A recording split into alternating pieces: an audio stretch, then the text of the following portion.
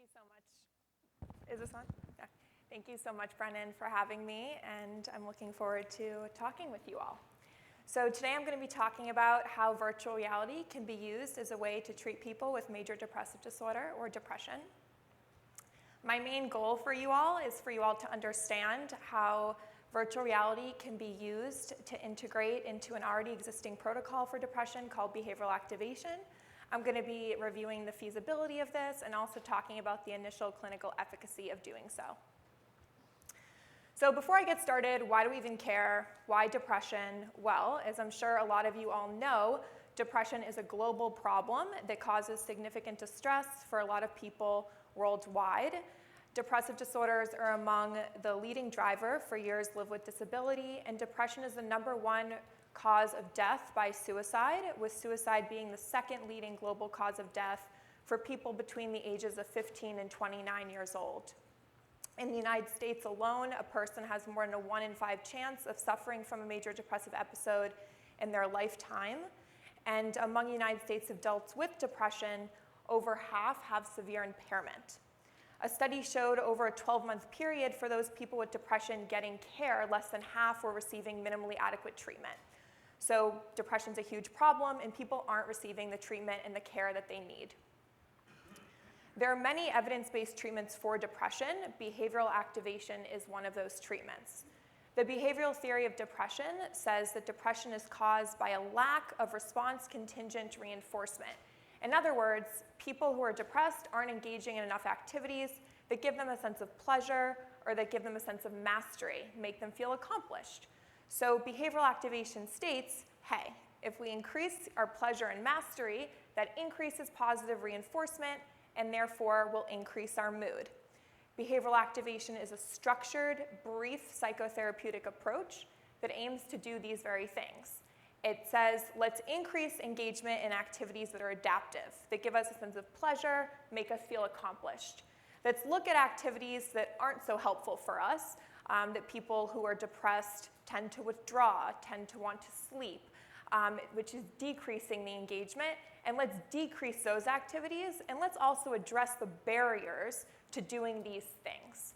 Behavioral activation can be implemented with brevity. A study done at the VA showed that just 4 sessions for 30 minutes per session implemented by primary care providers was significant in decreasing veteran symptoms of depression. So this is a very simple treatment that can be implemented by a variety of different providers and is very effective. A lot of people are familiar with cognitive behavioral therapy, and studies that have compared behavioral activation to the full cognitive behavioral therapy protocol as well as component parts have found no significant differences in the efficacy of these treatments. So behavioral activation is just as effective as cognitive behavioral therapy. In addition, a study comparing behavioral activation to CBT, antidepressants, and a placebo actually showed that behavioral activation alone was more effective than the full cognitive behavioral therapy treatment for people who are more severely depressed, and it was more tolerated than antidepressant medications. So, given that behavioral activation is very effective, can be implemented with brevity, but people with depression are still, a lot of them aren't receiving the care they need, there's clearly some gap here and some barriers to care. So I was thinking, how can we bridge this gap? What can I do to bridge this gap so that people with depression have greater access to care? And that led me to virtual reality. Virtual reality, as a lot of people are speaking about this weekend, is an evidence-based method of treating a variety of different psychiatric disorders, including specific phobias, PTSD, pain. But when I was doing research, I didn't find any articles looking at depression as a primary measure. They reported on depression as a secondary measure. So I thought, how could I use virtual reality as a way to treat depression as a primary measure? I came across this really cool study that exposed participants to either an in-person view of a lake in a mountain range, and also that same view to different cohort of people in virtual reality 360-degree video. So 360, just looking around in VR, not interacting, and they found no significant differences in their affective response or differences on presence, which I was really inspired by and I thought was amazing. Here it is, just 360-degree video was able to elicit these affective responses, make people feel like they were there. That was really inspiring to me, and thinking about knowing what we know about depression and behavioral activation, just getting happy, doing things that give us pleasure. However, I wanted to do my diligence and my research, and when applying to a clinical population, I wanted to think about the risks. So one of the main risks of virtual reality is cyber sickness or simulator sickness. It's very similar to motion sickness or car sickness. And there's different hypotheses for as this could be. The first is there's a mismatch between the visual and vestibular cues. In other words, what we're seeing in the VR, we're not feeling in our inner ear, which is similar to what happens in a car. And the second theory is the theory of postural instability. We're not receiving cues from the outer world, so therefore we become unstable and we may become nauseous. So studies have indicated that sitting could be helpful against postural instability, but that's controversial, and some studies say, no, actually, if you stand, that's helpful. But I wanted to consider all of these things when building my protocol. It's also important to note that studies have indicated that in VR, the longer you're in VR, the more likely you are to experience these symptoms of cyber sickness.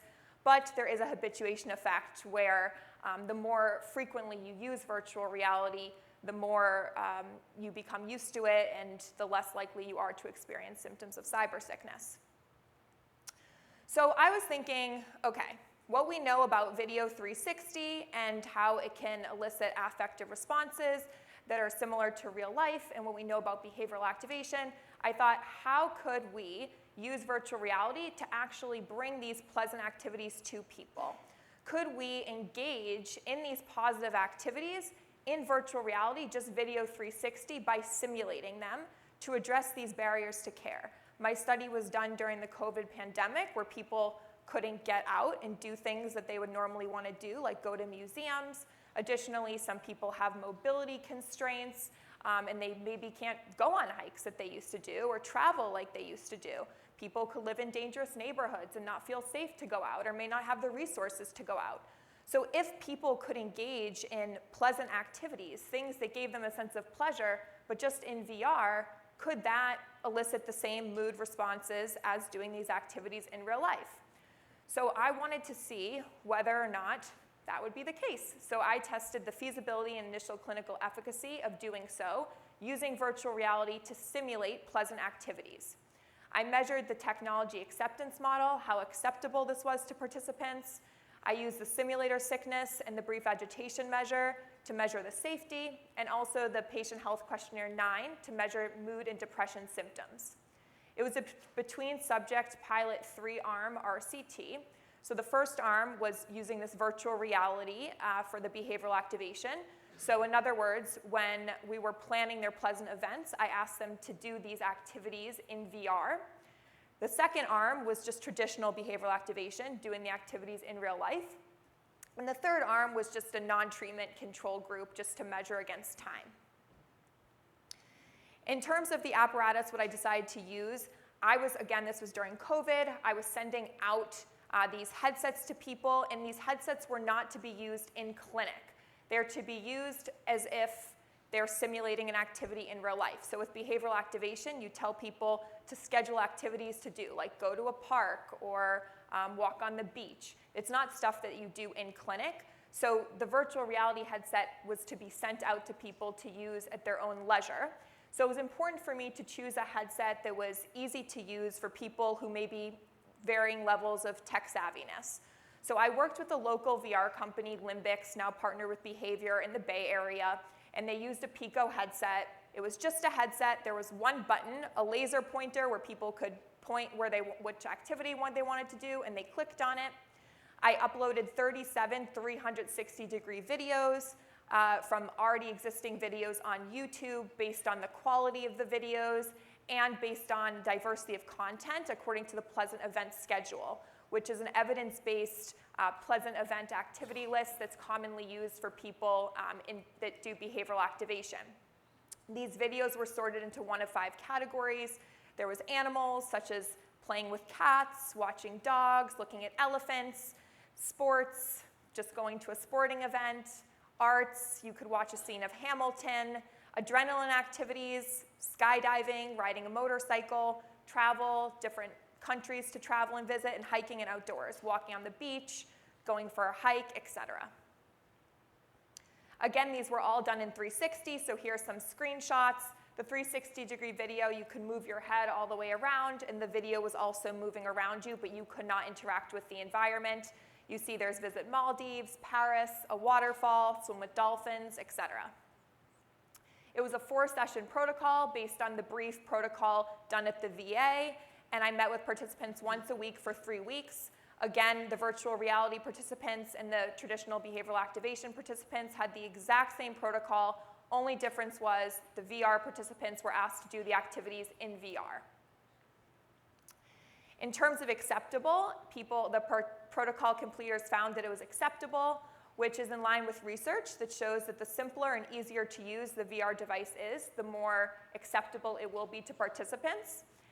It was tolerable, so nobody dropped out due to cyber sickness, and only one participant endorsed symptoms of agitation, and this may have been because in shipping the headset was damaged and there was a blemish in the headset that the participant expressed justifiably frustration, so another consideration when shipping headsets to people. In terms of physical intolerability, it was found to be the most and strongest during adrenaline activities. So during activities that were a faster movement of the video, which may be in line with that mismatch of the visual and vestibular cues. There was a decrease in depression symptoms on the PHQ-9, a greater decrease on the VR arm as compared to the traditional behavioral activation arm, and both had a greater decrease than the non-treatment control arm. Again, this wasn't statistically significant. It was primarily a feasibility trial, but it also could be because the virtual reality was more exciting and novel. A lot of participants said, this was so cool, I really looked forward to it, it was very different. Something that was also a really interesting finding is that the virtual behavioral activation participants may have been engaging in activities in real life as well.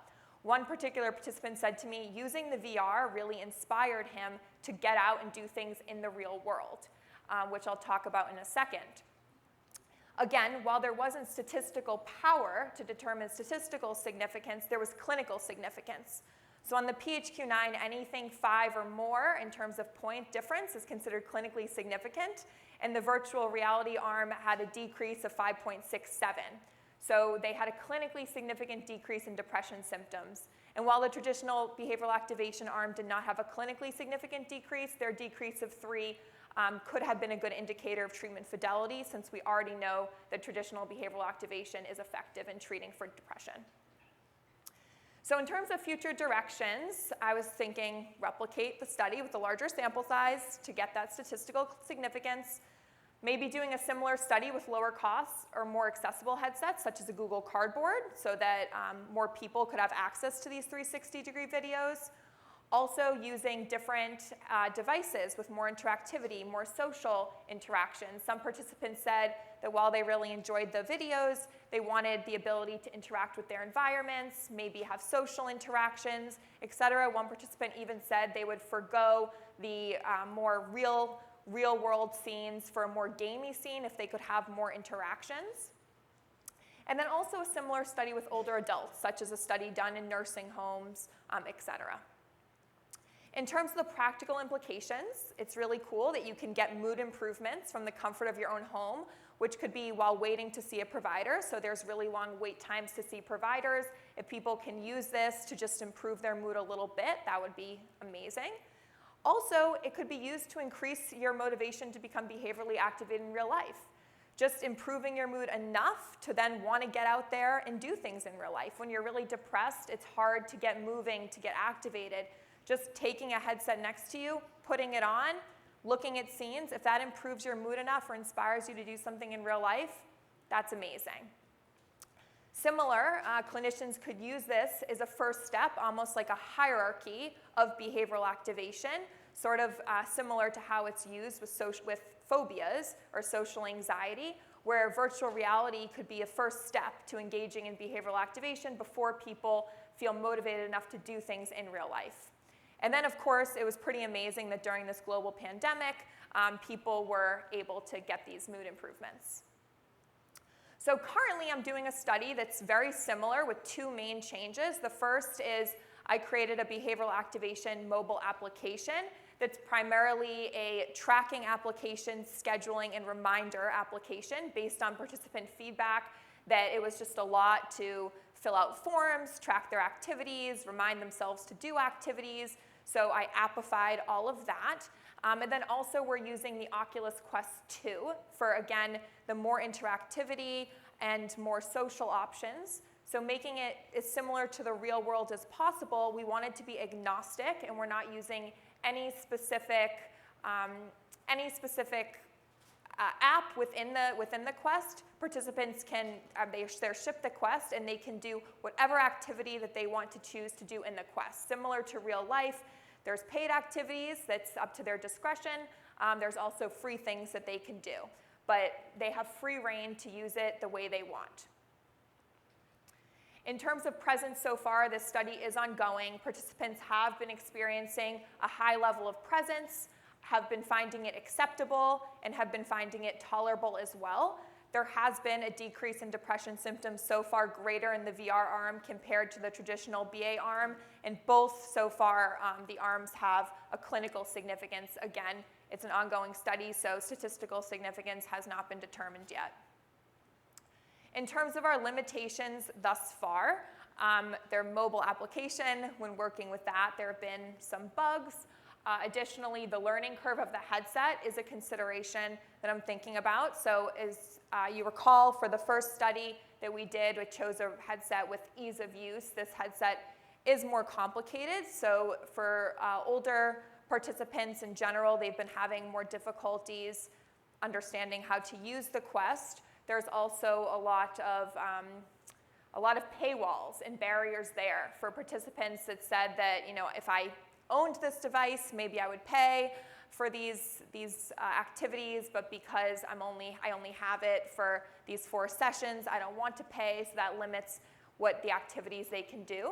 And then, of course, the quantitative and qualitative measures are subjective, so there's always potential for inaccuracy with self-report.